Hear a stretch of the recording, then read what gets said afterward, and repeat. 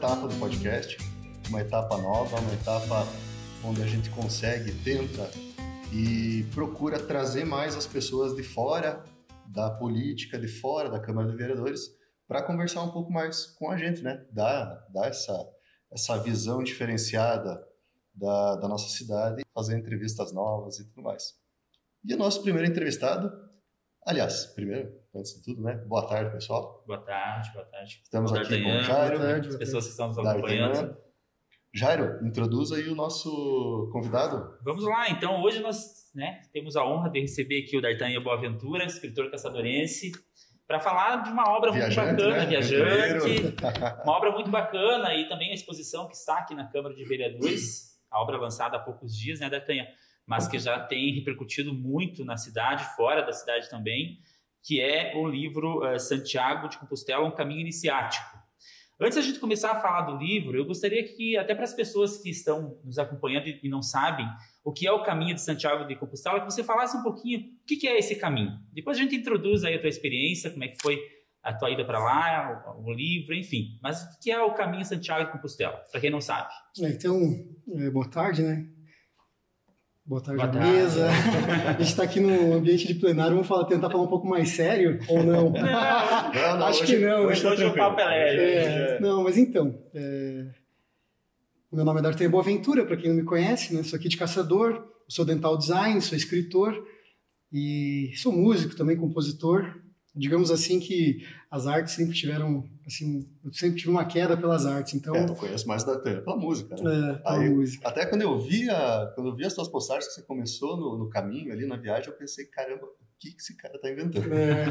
Então, nunca fui muito do esporte, né? Eu acho que eu já fui, sempre gosto muito da parte artística, mas a parte esportiva nunca foi meu forte. Então, você falar, assim, sobre o caminho de Santiago de Compostela, que eu fiz 800 quilômetros, eu acho que, por exemplo, a pé, uma mochila nas costas, eu acho que os meus professores de educação física não iriam acreditar, mas está provado. Mas então, o caminho de Santiago de Compostela, ele é um caminho de peregrinação que existe na Europa, mas especificamente o seu ponto de chegada é na Espanha, no norte da Espanha, na região da Galícia. Na cidade de Santiago de Compostela. Os caminhos, eles são vários que levam a Santiago de Compostela. Existem alguns caminhos que são os mais comuns, como o caminho português, o caminho da costa, o caminho primitivo, o caminho do norte e o caminho francês, que foi o caminho que eu fiz, que seria o caminho mais longo e o caminho mais, como eu posso dizer assim, mais conhecido por ser o mais longo. Então ele parte da França, de Saint-Jean-Pied-de-Port, e o destino é Santiago de Compostela, na Espanha. São 800 quilômetros, onde você cruza no primeiro dia os Pirineus, sobe a Cordilheira de Montanha, que divide a França da Espanha. Então, no primeiro dia você caminha na França, no segundo você já está na Espanha. Quantos dias são no total? Esse caminho que você fez? Então, existe um itinerário, né? O itinerário oficial ele vai levar uns 33 dias para você fazer. Caramba. Tempo, hein, Rodrigo? Se você fizer. Eu fiz em 27 dias, porque eu tinha 30 dias apenas para sair daqui do Brasil, sair de Caçador e voltar para Caçador. Então, 4 dias eu adiantei de bicicleta, porque eu não tinha disponibilidade. Não teria tempo hábil para fazer todo esse tempo. Mas também foi um outro desafio, mas no seu maior percurso foi a pé, seguindo a tradição do peregrino, que é mochila nas costas, né? A concha amarrada, que é o símbolo do peregrino, a vieira, né? Mas assim, duas peças de roupa, 2 calças, 2 camisas, 2 cuecas. É o básico. O básico do básico. Aí começam as lições do caminho. O caminho ele te leva, geralmente, de uma catedral a outra, né? O caminho de Santiago de Compostela, ele é predominantemente católico, cristão. Ele é um caminho cristão, então, na lenda, na tradição, Santiago de Compostela é onde foram encontrados os restos mortais do apóstolo Tiago. O São Tiago, quando ele saiu em pregação para espalhar a palavra do cristianismo, a palavra de Jesus, ele visitou essa região da Galícia e posteriormente voltou, né? Foi morto em Jerusalém e reza a lenda que seus discípulos trouxeram os restos mortais dele e enterraram ali. Passado anos, foi descoberto uma gruta com os restos mortais que posteriormente se tornou a Catedral de Santiago de Compostela. Mas desde a Idade Média, que quando começou a se ouvir falar do caminho, as pessoas já partiam em peregrinação de toda a Europa. Então, existem caminhos mais longos, pessoas que partem de Roma, partiam da Espanha, de outras regiões da Espanha, ou como da Alemanha, de toda a França. Então, assim que se soube disso, as pessoas partiam em peregrinação. Se tornou um roteiro espiritual. O Caminho de Santiago ele é a terceira rota de peregrinação mais conhecida do mundo. Acho que as outras são o quê? Jerusalém, Meca. E Roma? Se eu não me engano, é Jerusalém, que são para os judeus, né, cristãos, aí dos muçulmanos, né? E Roma também, mas eu sei que Santiago é a terceira, né? É a terceira mais. Para você ter uma ideia, esse mês teve quando você chega em Santiago de Compostela, você ganha uma compostela, né? Que é um certificado em latim que você percorreu. E esse ano foi entregue, mês passado, de número 500.000. Então, são bastante peregrinos, assim, que vão. Quando que você percorreu esse caminho? Eu fiz em setembro de 2022. Fazem 2 anos já que eu fiz o caminho. E o que te motivou a fazer esse caminho especificamente? Então, é muito engraçado, né? Porque, assim, eu não conhecia o Caminho de Santiago de Compostela. Mas quando eu escrevi o meu primeiro livro, A Fórmula do Equilíbrio, eu precisava de uma motivação para que me levasse a divulgar o livro, a viajar e fazer... Porque você escrever um livro é fácil, o complicado é depois quando você vai trabalhar com parte de editorial, e, né, vocês trabalham com isso, essa parte burocrática. E o pior de tudo ainda é você divulgar e vender o livro. Hoje em dia é complicado você vender um livro. Então eu acredito que na vida tudo precisa de um propósito. E eu precisava de um propósito para me dar inspiração e motivação para viajar, para mostrar as minhas palavras, vender o livro, né, mostrar para as pessoas um pouco sobre o tema do livro, que é Maçonaria, Fórmula do Equilíbrio, uma ordem que eu faço parte. E eu fiz um livro assim mais para desmistificar muitas coisas. Então é um livro que não é só para o maçom. O maçom ele vai ter como um objeto de estudo, né? Mas o leigo, a pessoa, ela vai entender muita coisa que se fala errado sobre a maçonaria. Então era para desmistificar. E por incrível que pareça, eu não conhecia o Caminho de Santiago de Compostela, mas eu tive um sonho com um caminho. E no outro dia eu acordei, procurei no Google caminho e apareceu a primeira coisa, Santiago de Compostela. Aí naquele dia, tudo que eu olhava me emocionava, né? Tipo, parecia que eu já... Quase um chamado ali. Quase um chamado. É isso que eu fazer. Na verdade, pode ser considerado um chamado. Existe o chamado do caminho, para quem faz o caminho. A gente vai falar um pouquinho também sobre as motivações que levam as pessoas a fazer o caminho, e um deles é o chamado. E realmente eu tive esse chamado. Para mim foi algo assim, muito, como eu posso te dizer assim, algo inimaginável, porque faziam o quê? Acho que 2 meses que eu tinha largado a muleta. Eu tive um problema de hernia de disco lombar, eu fiquei 6 meses andando de muleta. Eu ainda estava fazendo fisioterapia, então eu passei por um processo, para quem já teve esse problema de hernia de disco e ciático sabe como é terrível, as dores são terríveis.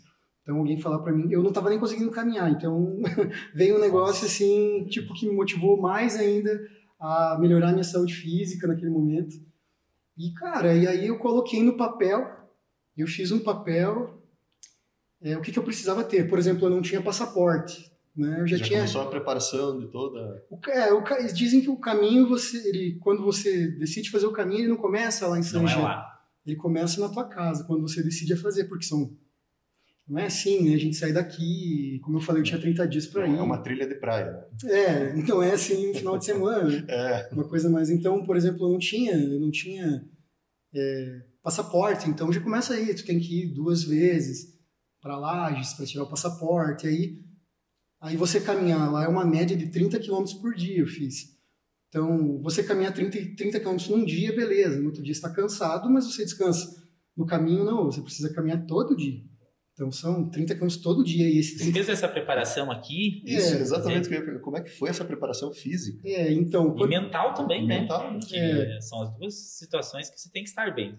Então, quando eu comecei a preparação, eu coloquei no papel, como eu falei, tal dia tirar passaporte, até tal dia eu preciso juntar dinheiro, eu preciso tanto, e preciso estudar o caminho, porque também não é assim. E a preparação física.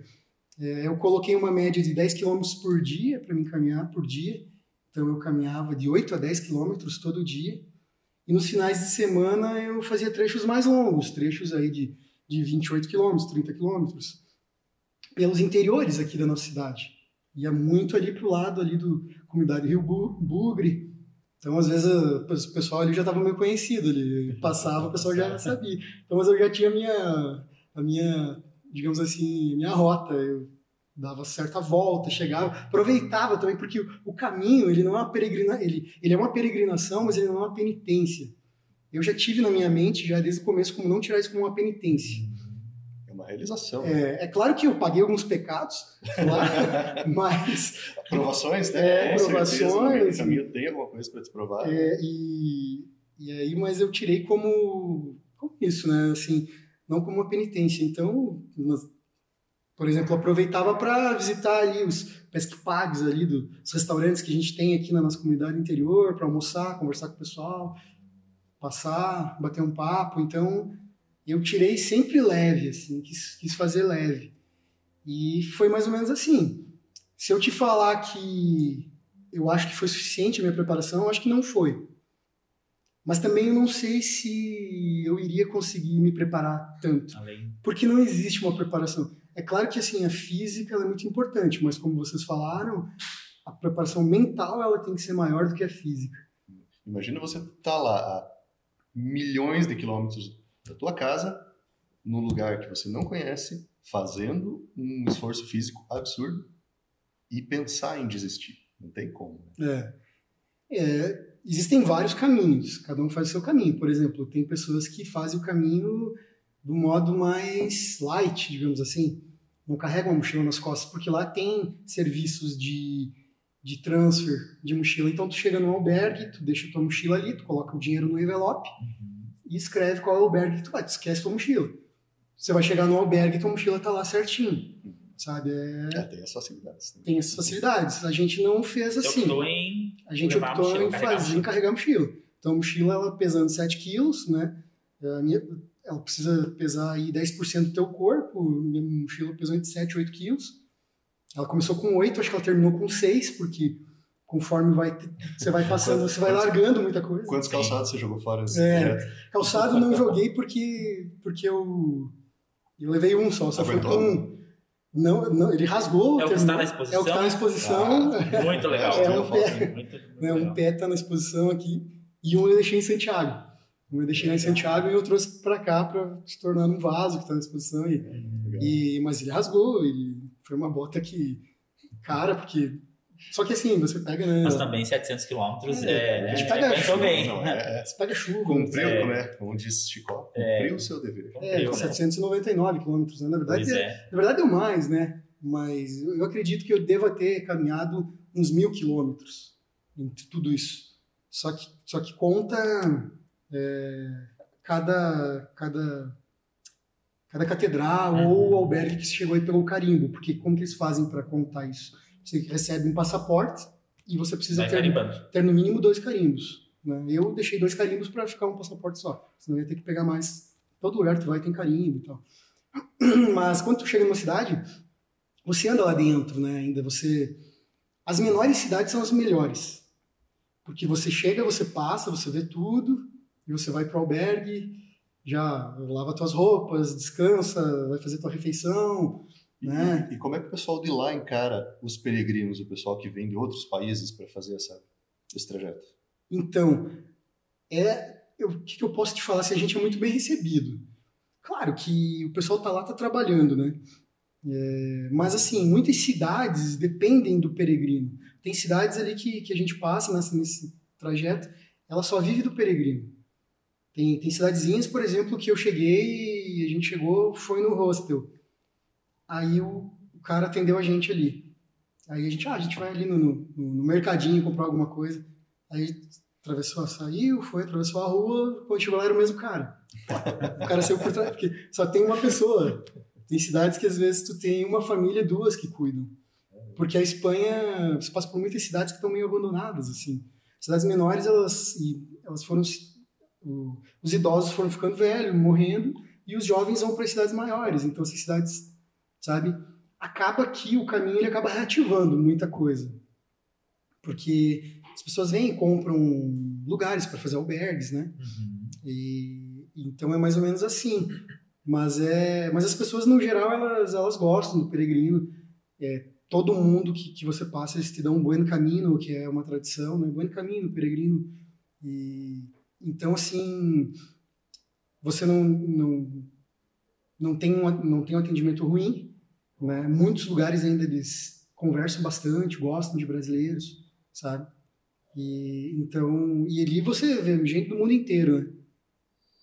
Qual foi o trajeto mais desafiador, D'Artagnan, que você sentiu mais, ou a questão física, ou a questão mental? E se esse trajeto ele é feito com mais pessoas, ou é feito sozinho? Como que é? No caminho você nunca está sozinho, porque são muitas pessoas que fazem o caminho de Santiago. Às vezes tem horários e certos trechos que você fica sozinho, que de repente passa um peregrino ou outro, mas tem horas que de repente tem muita gente caminhando junto.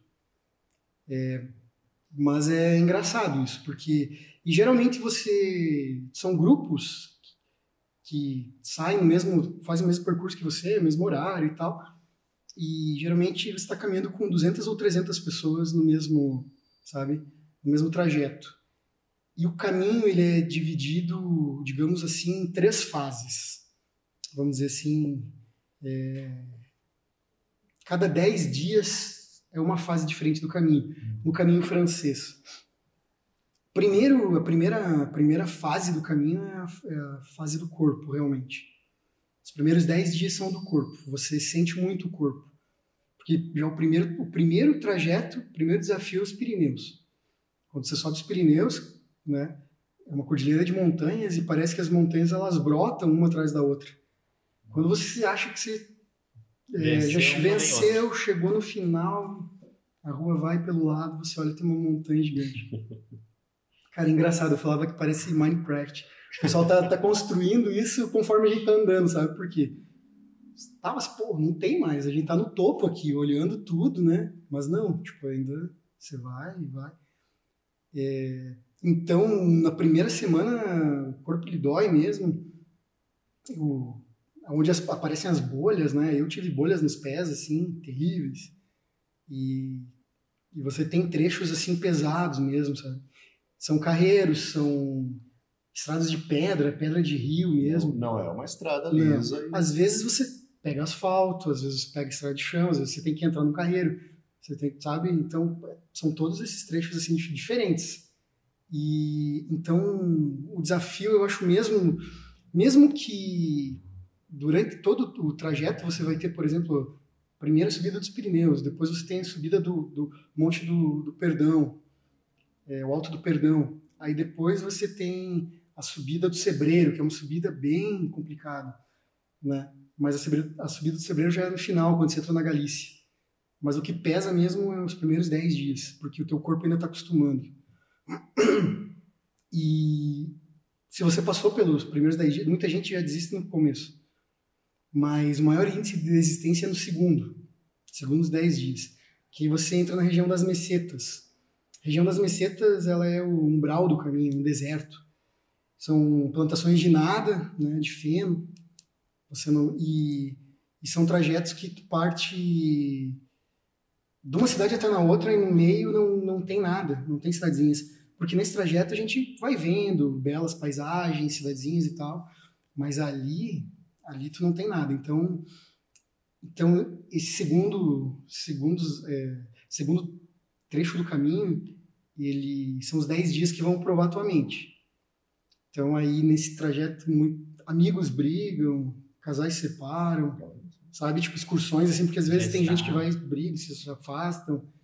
É para testar mesmo a mente. Ali eu costumo dizer, e eu falo no meu livro, que ali os demônios internos e externos também, né? Para quem acredita nessa parte da espiritualidade, eles vêm e eles atacam. É realmente um peso. É um peso que vem e realmente é engraçado. E então eu acho que o ponto mais complicado mesmo do caminho, o desafio não foi o físico. Como para mim lá no começo era o físico, mas como eu já fui muito sabendo meus limites, eu acho que o segundo trecho foi o pior. Porque aí você começa a vir, pô, por que você está fazendo isso? Será que vale a pena? Será que vale a pena? Pô, aproveita que você está aqui longe e abandona isso e vai lá para vai conhecer outros lugares, vai, sabe? A parte da aprovação. Aprovação realmente. Se você consegue aí passar esse trecho, você chega na última parte do caminho que você já está integrado ao caminho, você se torna o caminho. Então a parte espiritual é onde a tua mente venceu o teu corpo, dominou o teu corpo, mas o teu espírito ele se sobressai. É a parte que você transcende. E realmente você transcende mesmo, porque ali você já não... A gente esquece de como... Tipo, de querer chegar. Você pensa em aproveitar. E você começa a pensar, poxa, eu tô chegando, vai acabar essa jornada. Vou ter que voltar para minha vida normal, né? Então vou ter que acordar desse sonho e tal. Então, isso não sou eu só que estou falando, isso é relato de vários peregrinos. É claro que cada um vai fazer o caminho, cada um tem o seu propósito. Tem gente do mundo inteiro. A maioria faz com um propósito cristão, realmente, porque você passa por catedrais lindas, né? Catedrais da época medieval, assim, e ermidas templárias. Você vê a história, tipo, né, do mundo antigo ali, como que ela foi. Eu dormi em albergues, né, que eram antigos mosteiros ou monastérios, assim, de 1.500 anos atrás. Então, né, que tem ainda a parte lá de ruína, aquela parte de pedra. E você veja que, pô, é mais antigo que o Brasil. Lugares assim, tipo, sabe, que muito mais antigos. E então você vive a história. Aí você vive também a geografia do lugar, que é linda. A cultura diferente. Isso tudo são combustíveis, assim, eu acho também para você conseguir esquecer um pouco do corpo. Mas se você não tiver com a cabeça preparada, você não consegue. Então, quando você chega na última fase, você já está íntegro ao caminho, você se torna caminho. E aí, eu acho que é a melhor parte, né?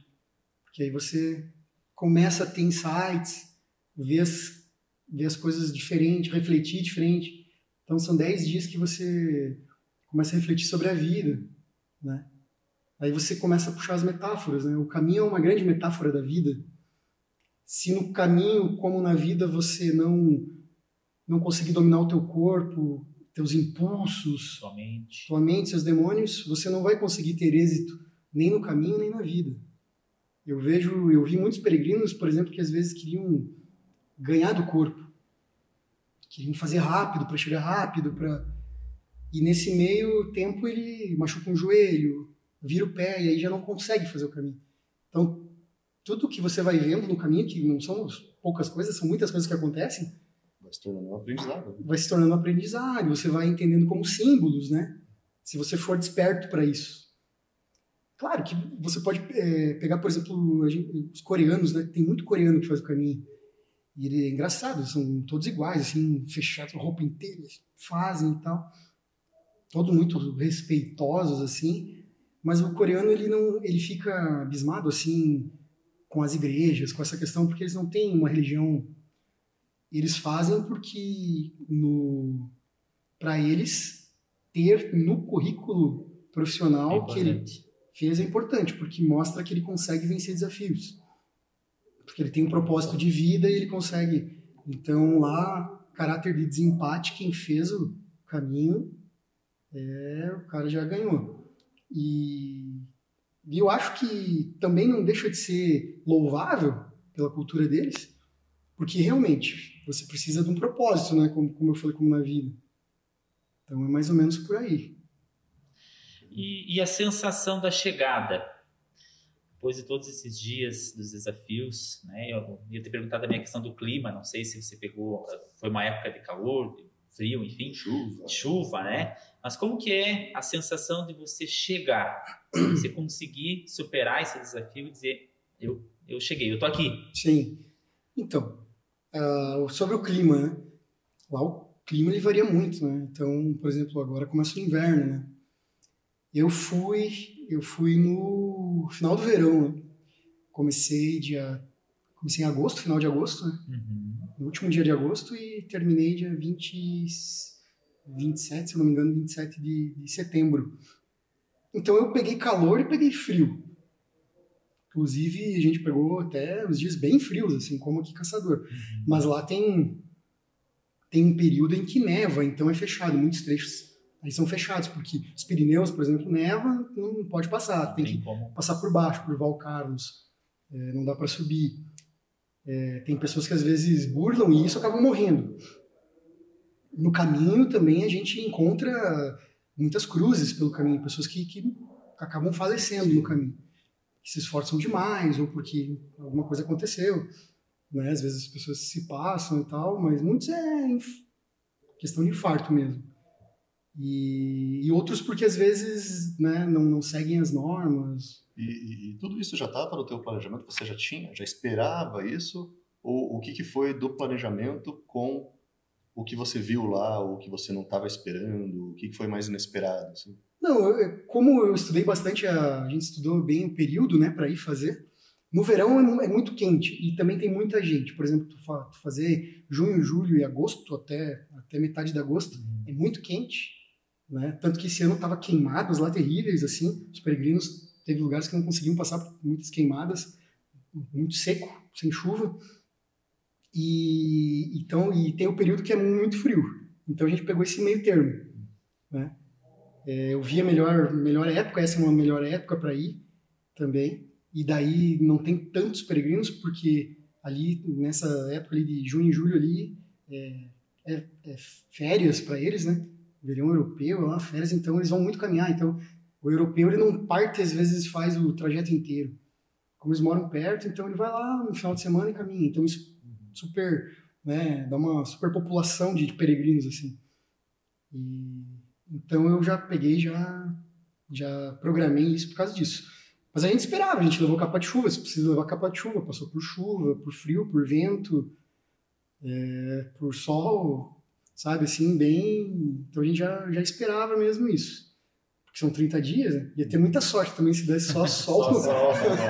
Mas não... Tem que ter um pouco de sofrimento. Tem que passar por enxurrada, assim, de rio e tal. Então, inclusive, eu fiz os vídeos, né? Eu gravei todos os dias do caminho. Eu levei o celular aqui, no peito, um pau de selfie, e fiz os vídeos, um vídeo por cada dia. Então, mostrando bem isso.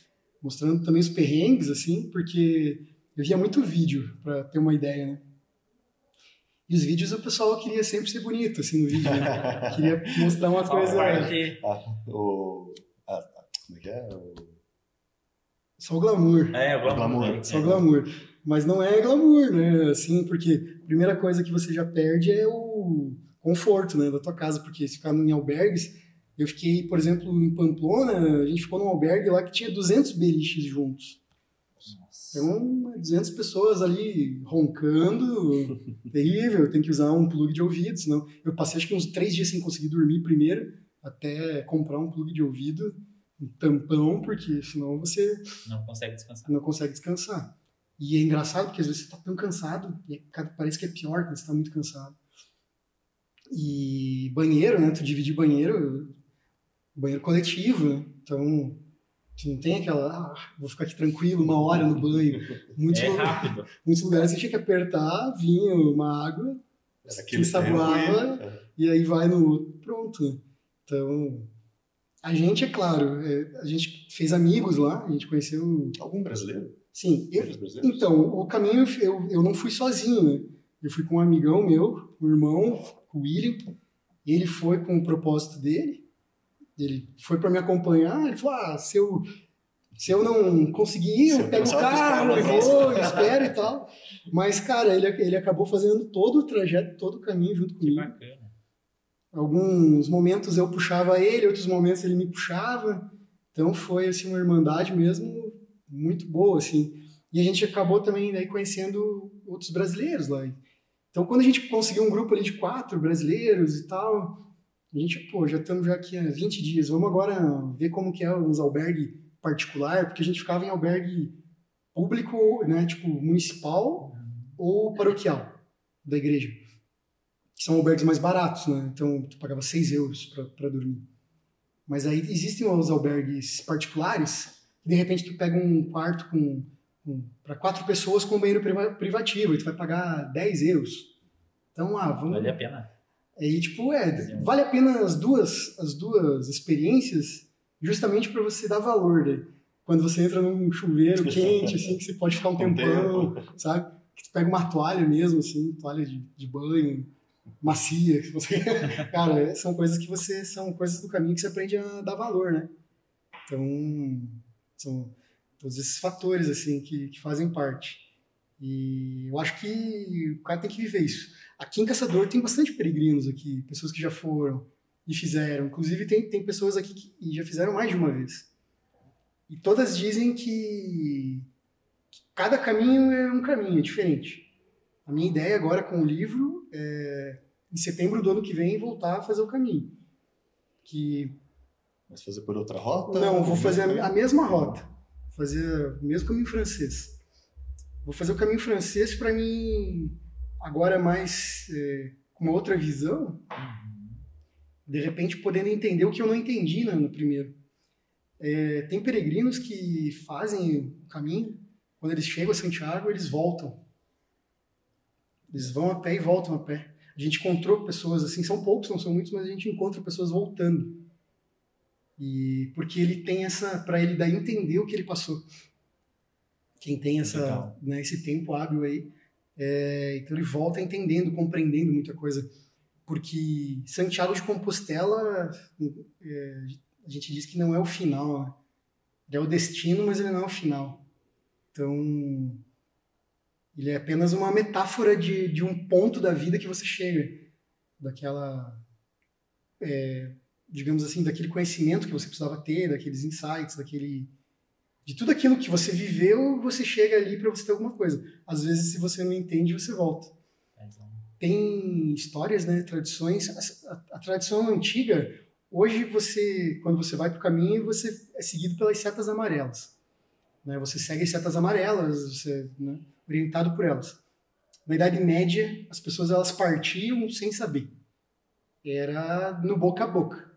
Tô indo, claro que tinha os carreiros, mas quando a pessoa partia, ela deixava o nome na catedral dela, deixava o testamento dela, porque ela não sabia quanto tempo ela ia levar, não sabia se ela ia voltar.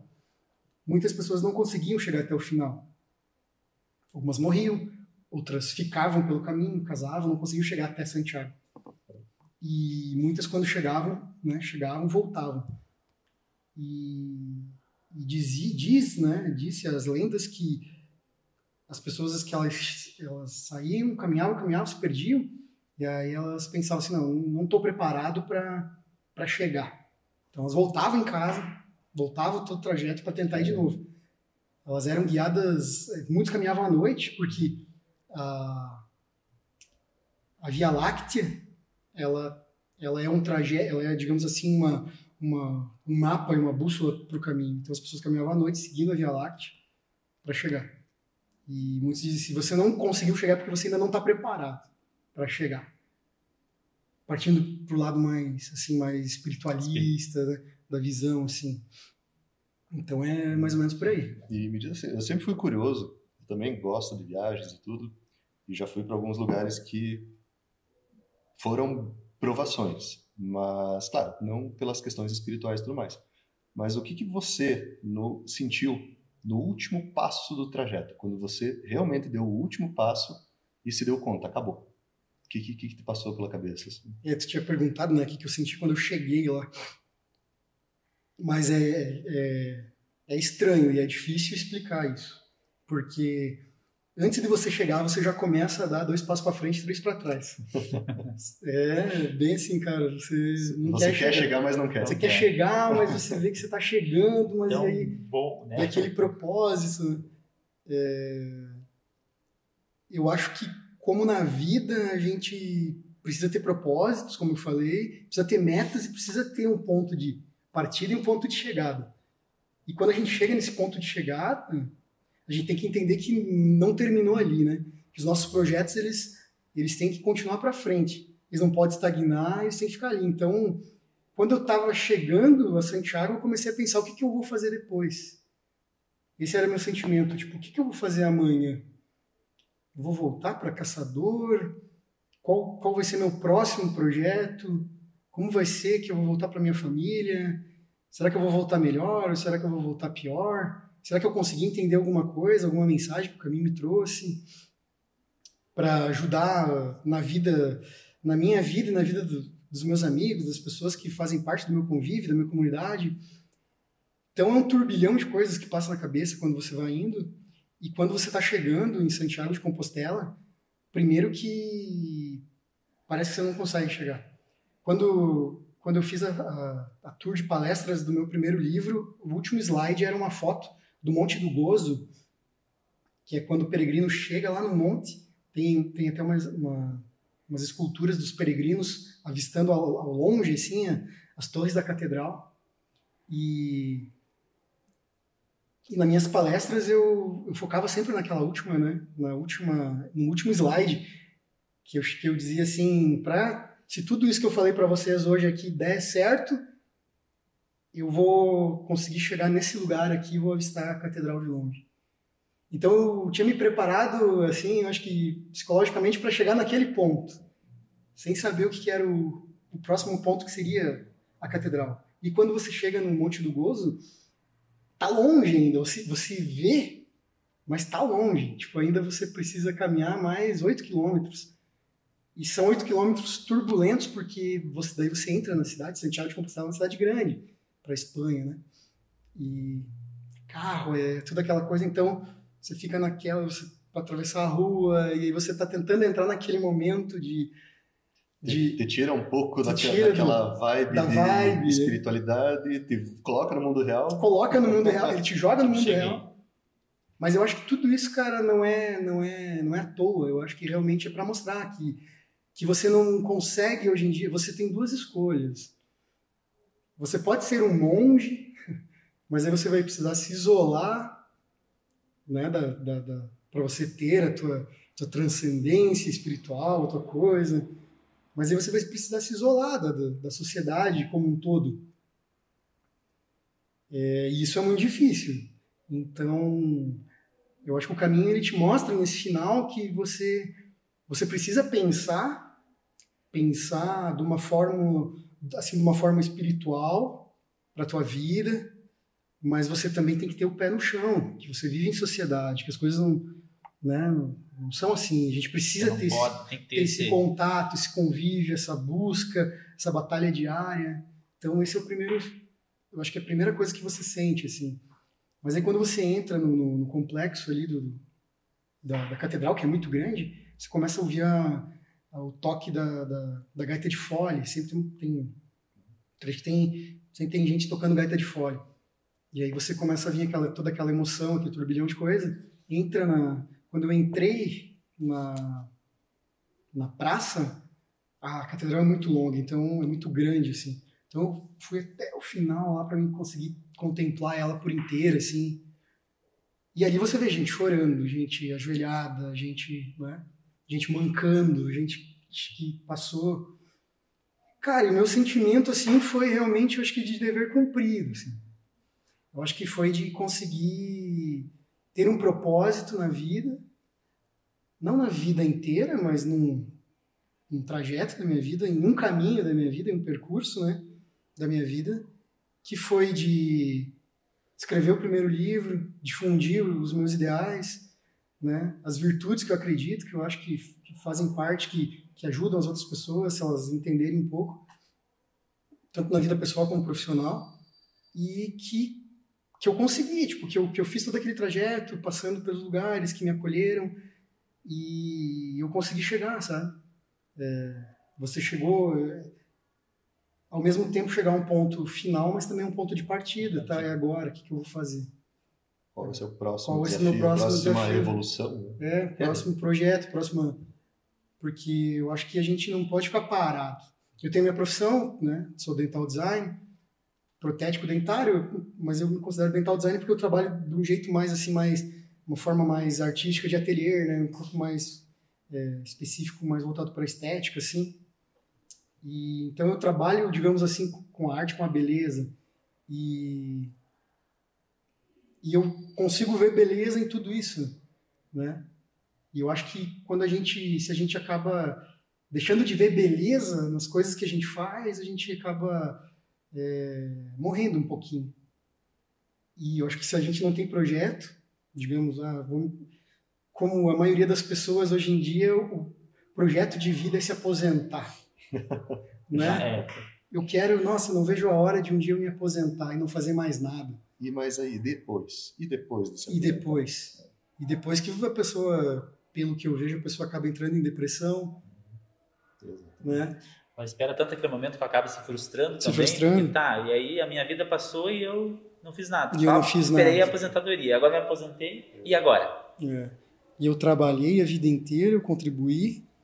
E agora eu ganho uma miséria. E eu não consegui, de repente, nada do que eu queria. Eu não consegui, de repente, ter isso que você teve lá. Essa visão de uma coisa maior do que você. Né? Sim. Então, aquilo que eu digo, eu acho que a gente precisa ter projetos de vida. Eles não precisam ser grandes, não precisam ser, de repente, sair daqui e ir fazer uma peregrinação a Santiago de Compostela.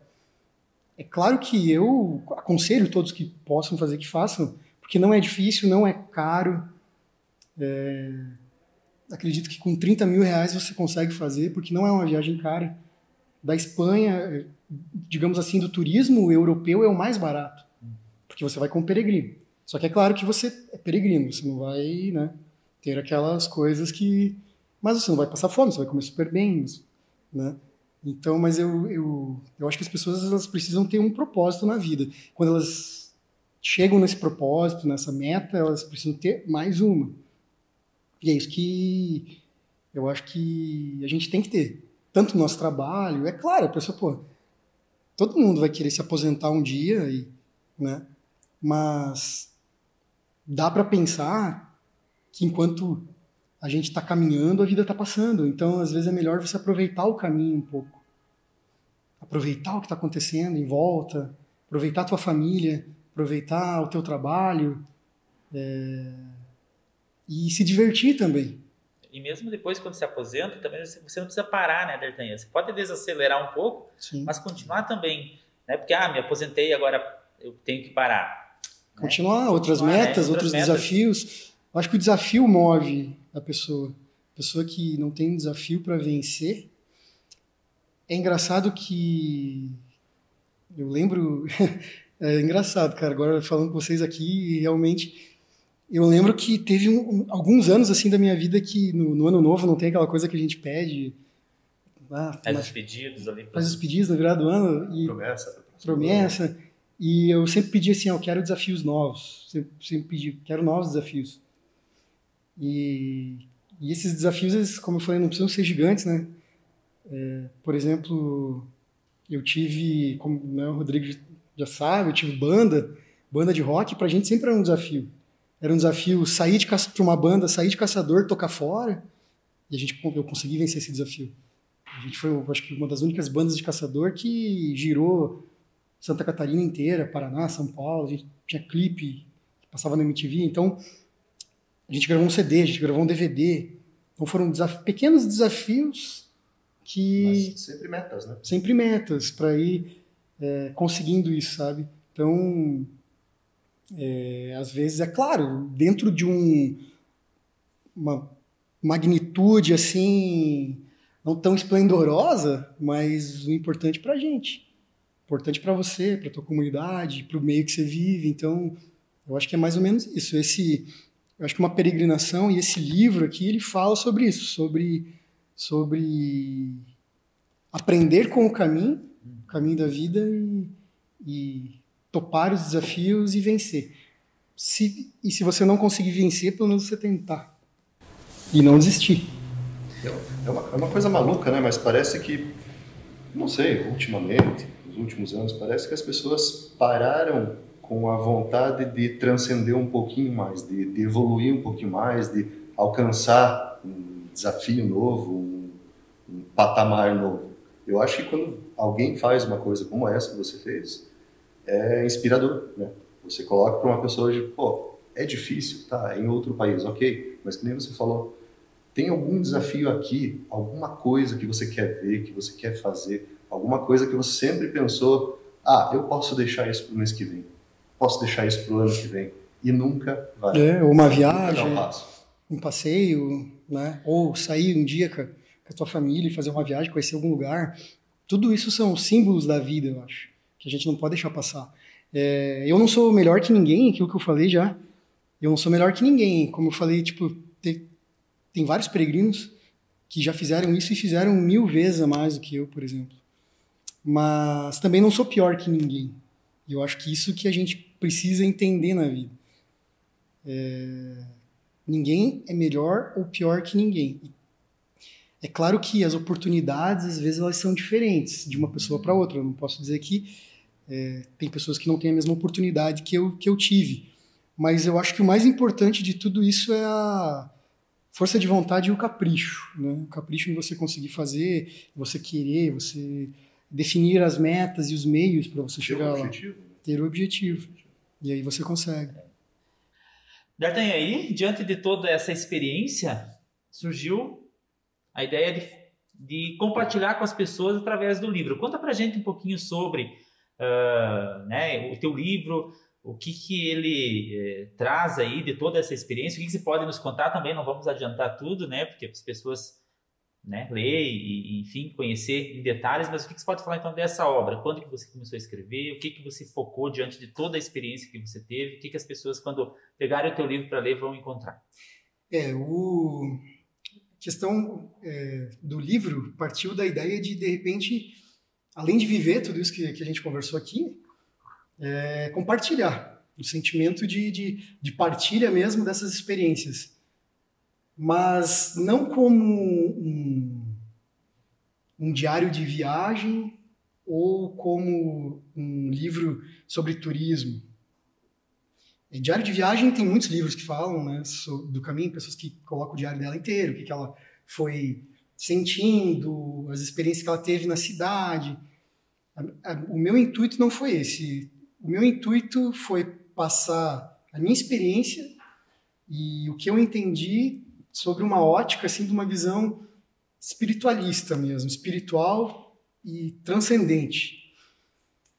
Tendo como base um personagem, que seria eu, como vendo o plano de fundo do caminho de Santiago como um caminho iniciático, realmente. A gente sabe que vários povos antigos sempre tinham um rito de iniciação. Até hoje, né, os índios, por exemplo, né, os povos aí primitivos, eles têm assim, tipo, o menino para se tornar homem, ele precisa fazer tal viagem, uma caça. As antigas civilizações, elas tinham ritos iniciáticos, filosóficos, então foi mais ou menos isso.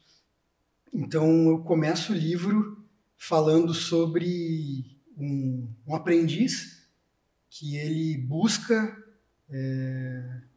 a luz do conhecimento, a luz da sabedoria. Ele busca também a pedra filosofal, aquela pedra que ele carrega dentro do peito, que ela, naquele momento, no início, ela é uma pedra bruta, que precisa ser lapidada, mas conforme ele vai vencendo esse caminho, ele vai passando pelas provações, da terra, do fogo, da água, do ar. E ele vai conseguindo lapidar essa pedra, desbastar essa pedra bruta e tirando o brilho, tirando a luz dela e iluminando a si próprio e aos outros. Então, ele é um livro filosófico, espiritual, não é religioso, porque eu particularmente acredito que as religiões, todas elas voltam para um mesmo fim. Claro que cada um segue os seus dogmas, mas essa minha ideia aqui foi realmente também, claro, sempre contando com a força de Deus, uma força superior que eu acredito, e então transmitir essa mensagem, assim. Uma mensagem realmente que a gente tem aquela fagulha divina, né? Deus ele colocou em cada ser humano aquela fagulha. Vai você fazer isso aí se transformar em chama, se transformar em fogo, fazer isso queimar dentro de você e transmitir essa luz aí para o mundo. Então o livro é mais ou menos por essa ótica. Ele é um livro ficou assim bem poético também, filosófico, porque como eu falei, a gente precisa enxergar a poesia nas coisas, a beleza nas coisas. Então eu transmito dessa maneira para minha. Eu não sei se não pode ser considerado um romance, porque não é um personagem assim, mas eu uso as minhas experiências dessa forma mais metafórica assim. Quanto tempo você começou a escrever a obra? Quanto tempo demorou para você finalizá-la? Eu escrevi o livro, acho que levei 1 ano para escrever o livro, assim. Porque quando eu voltei do caminho, você fica meio estagnado, assim, também. Você fica ainda digerindo muita coisa, você fica digerindo as coisas e tal. E acredito que eu levei uns 3 meses para pensar, não, vou escrever o livro. Meu segundo livro vai ser sobre essa experiência e ele vai ser dessa forma. E aí eu comecei a escrever. Também devagar, como escrevi o caminho. Então agora eu estou lançando esse livro fazem 2 anos do caminho. E a minha ideia era fazer o caminho novamente esse ano, mas por problemas aí familiares, questão de saúde, eu não pude me ausentar. Mas eu acho que foi bom até, porque está acontecendo tudo isso, essa exposição, todo o apoio aqui, né, da Prefeitura de Caçador, agora de vocês aqui da Câmara, Secretaria de Cultura do município, todo mundo dando um apoio enorme aí. E eu acho que as coisas que acontecem no caminho, elas têm que acontecer, não adianta a gente forçar. Então, mais ou menos assim. A obra ela foi lançada recentemente, né? Como é que está sendo a aceitação por parte do público? Qual que é o feedback que você está tendo em relação às pessoas que têm lido a obra e têm comentado contigo? Como é que você avalia? Então, está sendo bem... como posso dizer assim? Está sendo bem... reconfortante, assim, saber que as pessoas estão se enxergando no caminho. Estou tendo bastante feedback mesmo, coisa que no outro livro eu tive, mas como era um livro um pouco mais voltado para uma ordem específica, as pessoas me davam feedback, mas era um feedback mais técnico. Hoje as pessoas estão lendo, porque ele ficou um livro fácil de ler, não é um livro muito longo, ficou gostoso de ler. É um livro baseado em fatos reais. Baseado em fatos reais com essa questão metafórica da vida, né? Então passa muitas coisas assim, não é só sobre o caminho, é sobre a vida, né? O caminho é uma metáfora da vida, como eu falei, então o livro também é isso. Então, pessoas que querem fazer o caminho estão lendo, estão se inspirando, pessoas que já fizeram o caminho, estão lendo e estão dizendo que realmente sentiram várias coisas disso que eu passo. Outras pessoas estão também me escrevendo e as pessoas me mandam no Instagram e no Facebook, dizendo assim que acharam vários elementos assim no livro que, olha, eu nunca fiz o caminho, eu acho que eu não vou fazer, mas o que tu falou aqui me inspirou para minha vida, pro jeito que eu levo as coisas e tal. Então tá sendo bem, bem legal, cara. E assim, e tá indo para vários lugares. Isso que é o mais interessante. Eu mandei, foi livro para Manaus, foi livro para Recife, sabe? São Paulo, Londrina, tá indo bem longe, assim. E é um livro que é independente, né? Eu mesmo mandei fazer toda essa parte do editorial, não existe uma editora que está por trás. Hoje em dia é difícil, a gente sabe que hoje em dia já é difícil as pessoas lerem, é difícil você publicar um livro. Sim, mas fazer uma publicação autoral... Então, pode ser, né, lá para frente, nunca se sabe, um dia cai na mão de alguém, possa sair uma segunda edição, sim, mas essa primeira edição aqui é totalmente independente. E como é que as pessoas podem adquirir o livro? Então, eu divulgo o livro e faço a venda pelo Instagram, pelo meu Instagram pessoal. Que é? D'Artagnan, _Boaventura, se puderem colocar aí embaixo. E entre em contato comigo, eu mesmo mando, envio pelo correio. O valor é R$60, mais R$8 do frete Correios. Então, um valor bem acessível. A ideia aqui não é ter lucro, né? A ideia mesmo é conseguir compartilhar essa experiência e, de repente, conseguir inspirar outras pessoas a fazerem o caminho ou a ter alguns insights assim na vida. E além disso, ainda está tendo a exposição. Né? É isso que eu ia te perguntar. A exposição também é Além do livro, tem mais exposição que as pessoas podem acompanhar. Agora está aqui na Câmara de Vereadores, fica até o final da semana, e sexta-feira da próxima semana, né? Depois o Parque Linear, Parque Central ali também, as pessoas vão poder acompanhar. O que tem nessa exposição? O que você traz ali também? Então, a exposição ela foi idealizada pela Secretaria de Cultura. A curadora da exposição é a Luli. Ela me chamou e falou: Darta, o que tu acha de nós fazer um lançamento na prefeitura e fazer uma exposição? Eu achei assim, quando ela me falou, eu falei, não, nossa, será show, topo, né? Mas eu achei que ia ser uma exposição simples, né? Cara, mas ela conseguiu trazer um pouquinho do Caminho de Santiago para Caçador. Claro que aqui na Uniarp, na Câmara, aqui, pelo espaço ser um pouquinho menor, ela não conseguiu montar tudo que ela teve, mas quem foi ali na prefeitura, ela fez reproduções de marcos assim do caminho. Lá ela fez a escultura do Monte do Perdão, a Via Láctea, a Cruz de Ferro, que é um ponto alto do caminho, mas são painéis com frases do livro, fotos minhas, fotos que eu tirei lá de Santiago, algumas fotos minhas mesmo, assim, em alguns pontos, né? E, cara, ficou uma coisa muito bonita. Tem ali alguns elementos. Aqui na Câmara ela conseguiu trazer a Cruz de Ferro, uma réplica da cruz. Chamou muita atenção. Né, com as pedras, né? Que cada peregrino carrega uma pedra. Eu levei uma pedra daqui de Caçador e deixei lá nos pés da Cruz de Ferro. E então tá aqui uma réplica. Tá minha bota ali, que foi transformada num vaso, que é uma tradição também. E algumas frases ali do livro e minhas fotos, para quem poder estar aqui, né, à disposição agora na Câmara. Indico muito para o pessoal vir ver aqui. Já passou pela Uniarp e daqui depois vai para o Parque Central, para o Parque Linear.